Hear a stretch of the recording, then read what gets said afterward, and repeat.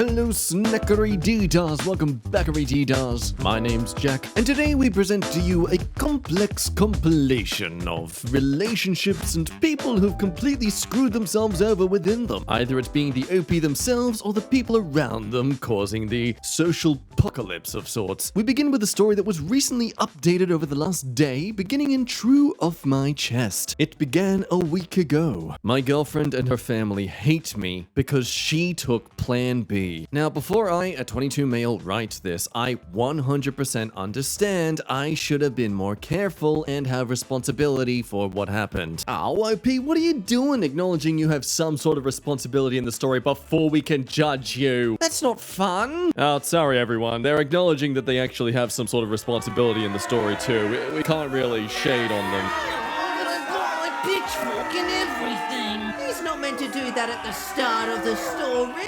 So my girlfriend, who's 21, of about 3 years, has a way higher libido than me. A little into our year of our relationship, she started asking if I wanted to sleep with her without condoms and just pull out. Now I agreed, but felt terrible after the first month with anxiety, and I asked her if it's okay if I use protection again. Well, she didn't exactly say no, but she started telling me that I'm too anxious all the time. She knows her body better than me, and got very upset with me.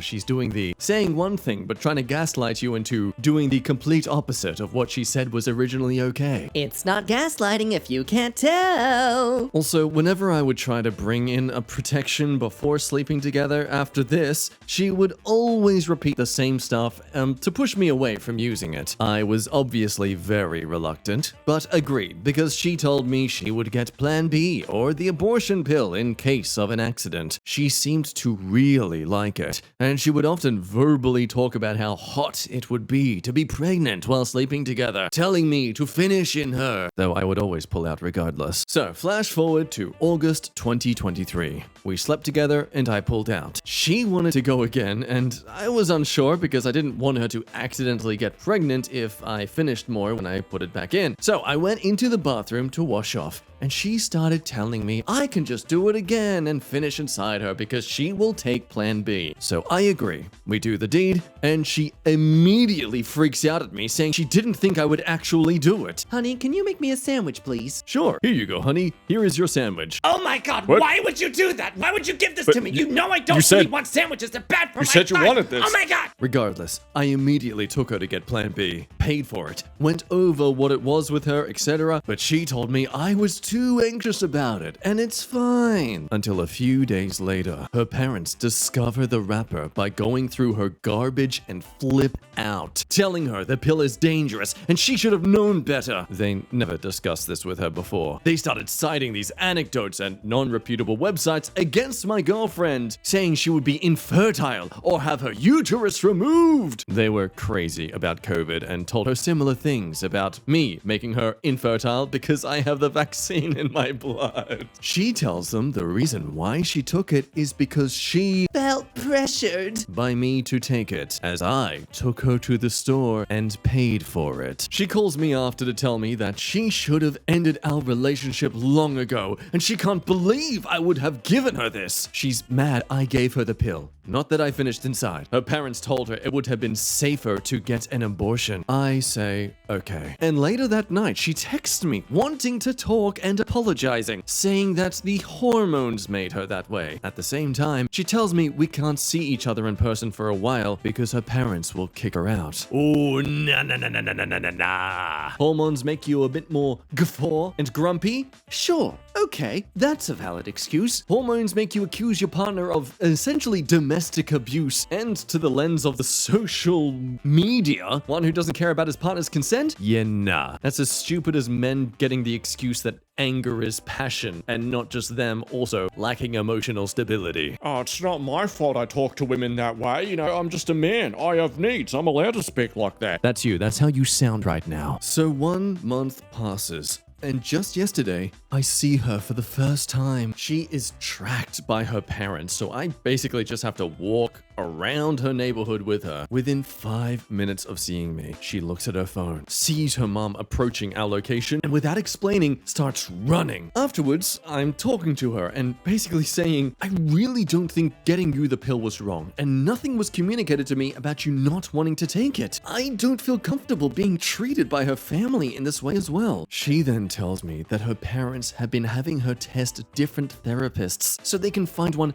appropriate for her to let go of me, and that it was my fault she had to take the pill anyways, so I don't have the right to play victim. At this point, I feel very guilty. Why? She was my first girlfriend, and I love her more than anything. I feel the best thing to do is just end the relationship, but I can't bring myself to do it, especially to leave her alone to deal with her parents. You know, this second last paragraph was making me begin to pity the girl. It's pretty clear she's been not just helicopter parented, but like helicarrier parented. Hey, look, maybe you can argue that with the parents she has, it's no surprise she's been sort of brainwashed to actually think she isn't the one who's responsible here. There are a few supporting this woman, albeit in the sense of pity and not that she's genuinely innocent, but even regardless of what she's done, many also believe it's the people around her that just make her not worth being around anymore. Crazy controlling parents who are clearly trying to get you two to break up. Your girlfriend seems to want to get pregnant as well, and it doesn't seem to matter if she cares whether she took the pill or not. So hey, if you do want to still be with her, you're gonna need to help her get away from her parents, which if she's clearly on board with what they want, I severely doubt you're going to be getting a happy ending in this relationship. Though that said, you technically did get a happy ending. Meanwhile, from the point of view of someone else on the internet. Did someone talk about the word abortion in their Reddit story? Why, I oughta. Oh no, the grandparents are upset you murdered their grandbaby? Oh, her crazy parents are just old-fashioned dinosaurs to you, with like morals and values and junk. I'm sure whatever scenario you need to cook up to get Redditors to side with you will be sufficient to soothe your conscience for what you did. Just try to remember that if you can get enough people to agree with you that it wasn't murder, then you must be a good person. In fact, you're really the victim here, not the baby. And as the OP replies here, let's just remember that it was the parents who wanted the abortion. The OP just wanted the plan B. Let us all applaud this person for how confident they were in their opinion. Look at that. 7 lines of dialogue. They put the effort into typing. Just, beautiful. It's funny, some people even theorize that maybe she's trapping him for money, but apparently she's the one who's actually from the wealthy family. And later on, they come back with an edit acknowledging that Plan B can fail, as well as a mini update informing us that thankfully he's made the right decision. Just broke up with her on the phone after a 40-minute call where I was told I was yelling while simply expressing how it made me feel uncomfortable to be manipulated and gaslit. Good riddance. So huzzah! All seems well. Man has fledged the woman with the creepy breeding king. Well, unfortunately, no.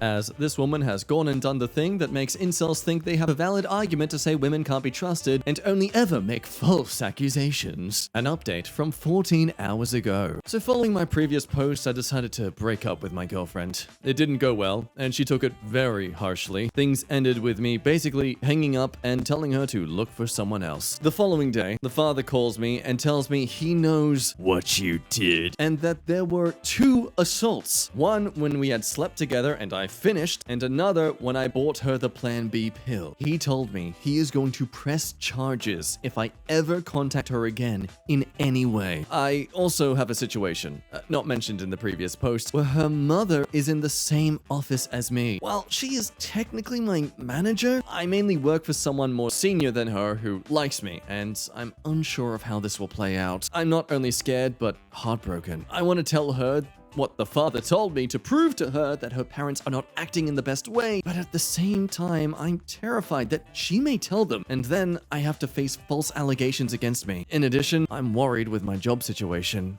and just feel like a mess. I have a small Instagram account with like 5 followers, and she is one. I am considering getting the message to her through a story post, but I'm scared of even that spiraling into something else. I can just imagine the incels reading the story, scratching at their brain like, A man making false accusations? No, impossible.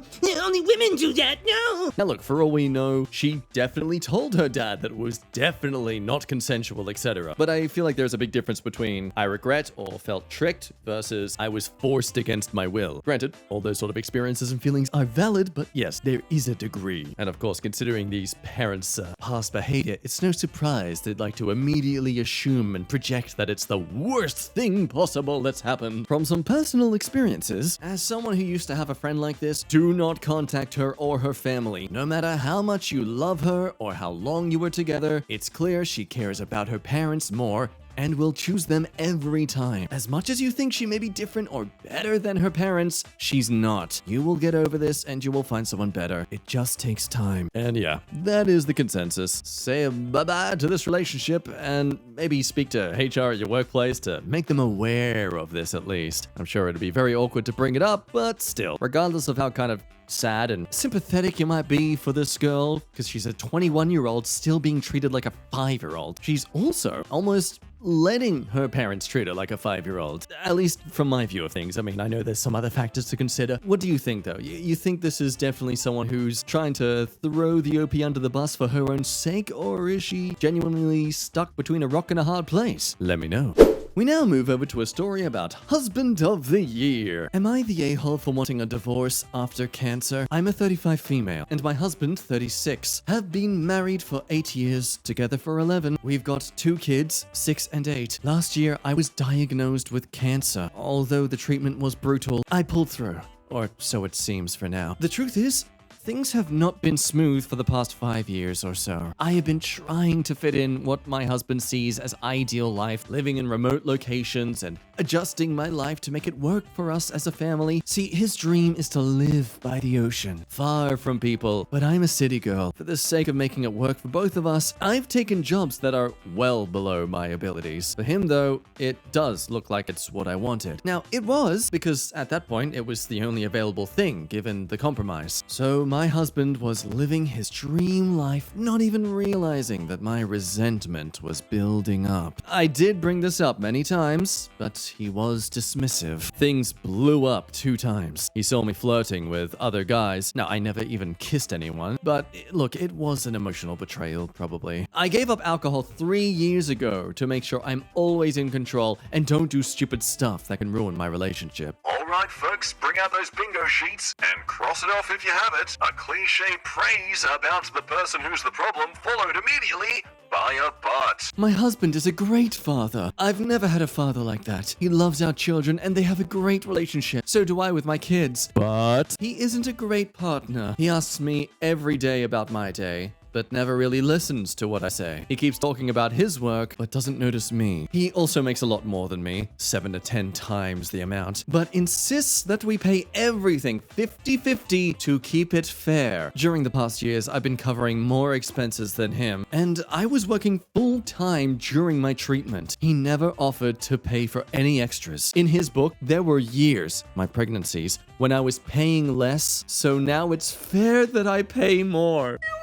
Literally incubating your children. Yeah, that's what they all say. And you know what they're doing at home? Sitting on the couch. Don't women know that I, as the man, put all the effort in when it comes to making a child? I mean, I was in a sweat afterwards, and she was just lying there on the bed with some disappointed look on her face, like she wasn't satisfied or something. I mean, I had an orgasm. I don't know what she's on about. I don't feel emotionally connected to him at all, and I don't want to sleep with him. I have a history of abuse, and I need an emotional connection to enjoy it. But for the past 5 years, he's been only touching me if and when he needs it himself. I've given in so many times and cried after because it felt like I betrayed myself, but I had to do it because he needs it. And I'm a spouse. So now, I've been still contemplating divorce for over 8 months. I'm out of treatment, and I don't know if I'm gonna stay healthy for a long time. But I'm tired of compromises. He is a nice guy, and we're planning to start a therapy, but I just want to live a new life. Therapy seems like a burden to me. Am I the a-hole for wanting a divorce? On paper, I think it's fair to assume that she's totally in the right to immediately ditch this doorknob, but do at least consider that he at least seems keen to try out therapy. It seems that maybe maybe that seed you've planted in his mind that there are things he needs to work on in this relationship or that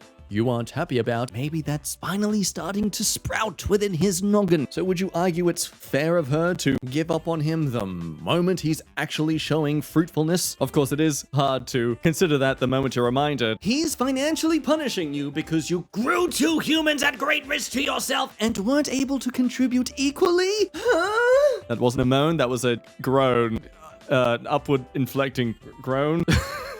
Honestly, with what everyone's saying here, it's almost this alternate reality of a story from a while back, where a man's wife went through cancer treatment, finally recovering from it, felt that she needed to explore her life more. And upon asking him if she can open the relationship and him saying no, she would say, Well, I'm gonna do it anyway, and you'll enjoy it. It'll be fine. You'll love it. and whoopsie daisy, he divorced her. Shocker. But yeah, it seems like at least this woman is acknowledging that she should leave her partner before she does that sort of cheating stuff. So good on you, mummy. Again, it does suck that she's in this sort of situation, but yes, ultimately, I do kind of agree that I think the divorce is necessary at this point. Sorry, husband, you genuinely had like a decade to work on this sort of stuff. Our next story goes back to True Off My Chest. Now, there's a lot of stupid decisions made in this story, but you can feel rest assured that the OP acknowledges this, which is, honestly, a breath of fresh air. I scared my fiance away from marrying me. He and I have been having a loving relationship for the last 2 years and a half. He proposed to me this February. We were so happy and picked our venue and started with some of the planning. We still have a year to go, so we had been leisurely figuring it out. But the stink hit the fan last week when he went on a trip to Hawaii by himself. I have bad abandonment or attachment issues and a mood disorder for which I take meds and I go to therapy every 2 weeks. So understand, I feel everything 10 times more than the average person, though it's no excuse for what follows below. I essentially feel like the whole world is ending when he's gone. I will be honest, OP just sounds like a puppy.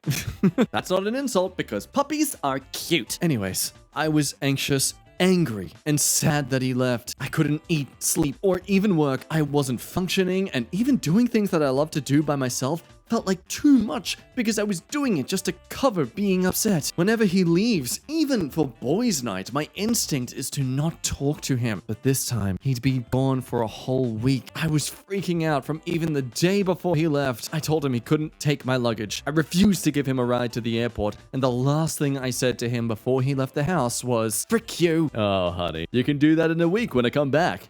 Well, as the week went by, it all got worse. I was texting vile things to him just to disrupt his trip. I told him to die, to frick off, that I didn't love him, that I could do better than him, that I hoped his trip was miserable, and told him I hated the friend that he went with. I did so in what, looking back, was a creepy, obsessive way. This was the whole time he was gone, but it got worse the day before he came back. He was going to dinner with his friend, and I convinced myself he was ignoring me. So I told him, well, I decided that I'd call him repeatedly just to frick with him. Oh, I regret this so much. I left him over 40 missed calls. He found it disturbing and said he didn't want to talk to me. The next day, I wanted to die of remorse. Punished myself by reading the definition of disturbing a million times and asking myself, why did I do that? And I was so sad that I fit the definition of disturbing. So yeah, all those things are ridiculously stupid of you to have done. But man, this is why I hate it. When they acknowledge if they're in the wrong early in the story, because then I can't feel anything but sympathy. I want to feel rage. I want to feel annoyed at you and that I'm better than you because I wouldn't be that dumb. But here you are being reflective and humble. Ugh, you're not meant to be the better person. I am. The one reading this, and not at all involved in the actual situation. I apologized the next day, expressed my remorse and my understanding that calling him over 40 times was absolutely inappropriate. Of course, his friend found out and even freaked out thinking I'd call him too, but I wouldn't. As part of my apology and wanting to make things better, I offered to get him from the airport, which I initially refused to do. It was so awkward. It felt like standing in front of a total stranger. Radio silence in the car. I don't blame him for it. He said we needed to talk. Those words are so scary. He didn't break up with me, but told me that he reached out to other friends his parents and siblings to tell them what happened. They all said I'm emotionally abusive and don't support our wedding. Now he wants to push back the date, which is heartbreaking to me. His words to me have been, I don't know how you'll do it, but you have to fix this mess. I can't do this without my family and friends. They don't support this anymore. I'm afraid our relationship is only going to bleed out until it dies. I don't know how I can even show changes in my behavior in less than a year. I burned an insane amount of bridges, and now I see an abuser in every mirror. I'm so embarrassed about this that I don't even know if I can tell my therapist. I want to crawl under a rock and die. This isn't the first time I blew up a partner's phone. It happened about 5 years ago or more, and it's when I first sought help. This time, I feel hopeless and helpless. Oh, I know it's kind of useless to say, but no, don't give up. This is exactly why you should keep going to therapy. The fact you are acknowledging this now, it shows you actually are improving. Don't get me wrong, I totally understand the feeling of just crawling away into a void and disappearing from the world out of shame and embarrassment and cringe. But honestly, I don't care if I'm insanely hopeful about this, but I have faith in this person. I honestly think they can improve themselves in a year. Again, the fact she realized this and felt remorseful just a day after. Sure, he was making it clear that he wasn't appreciating it at all, but a genuinely problematic emotional abuser, which I know it's kind of weird to differentiate emotional abusers, but what I'm saying is, in under a day, you completely flipped your switch to acknowledge that you were the problem here. Emotional abusers double down. They don't step back and say, whoopsie, my bad, but it seems comments aren't as supportive as me, I suppose. Though, no, they're still supportive, just they seem more assured that you should actually break up things yourself because you are not ready for a relationship. A very good point was that the OP should have seen the therapist while her fiance was gone. I mean, that is honestly a very good point. Maybe the next step you can take, the moment your husband is going, well, fiance, is going away on some long term, you should immediately sort out seeing your therapist in the meanwhile. You know those moments are triggers for you, so find ways to combat them. Some even feeling confident enough to play armchair psychologist and state that she possibly has bipolar disorder. But overall, what do you think? What is the next step for this? Do you have any hope for their future, or do you think it's a wasted venture? Popping over to Emma the A-hole now, a tale that began just a month ago. To simplify, family is shocked that OP is treating family how family treats OP. Am I the a-hole for not inviting any of my siblings to my wedding? So I'm a 23-year-old female getting married in a few months, and I have a few significantly older siblings, 34 female, and a 36, 38, and 38 male. All of them are now married, and since I was a teen when they got married, and they had a child-free wedding, I was not invited to any of their weddings. My oldest sibling first had a child-free wedding, and then the others decided to follow. When my oldest brother got married, I was 10. So sure, I kind of get not inviting me, but I was still extremely upset. My oldest brother got married to a woman I really love, and I can't even witness it. The other brother got married when I was 12. So again, sure, get not inviting a 12-year-old. But I was a very well-behaved child, and again, his sibling. Now my sister got married when I was 15. At first, she didn't want a child-free wedding, but all of the family members convinced her because, Oh my god, it's so refreshing to be in a wedding where children don't bring havoc. so she decided for a cutoff to be 16. And when I asked, can I be a one exception since I'm 15 and your sister, she said no with a very serious tone. If we make an exception for you, what about other children? It's not fair. I got upset and screamed that is not fair, that I'm not participating in any of my siblings' weddings. My parents got upset with me and grounded me. And lastly, my brother got married when I was 17. At that point, I didn't care. I knew there was going to be a child-free wedding, and that once again, oh, I'm not invited. I didn't ask, beg. My step-cousin, who just turned 18, just made the cut, and I didn't. Well, as I said, I didn't care. Sent a quick congrats, and that's it. My parents got furious on why I didn't even congratulate them. I just ignored them and spent all the time in my room with my now soon-to-be husband. So, since I'm getting married married, I decided none of them are going to be there, since I wasn't allowed to be there too. So when they didn't get the invitations, they all came to my house and demanded to know why didn't they get one. I simply explained, you didn't want me in your wedding, and I don't want you in mine. I explained how hurt I was that I was not able to see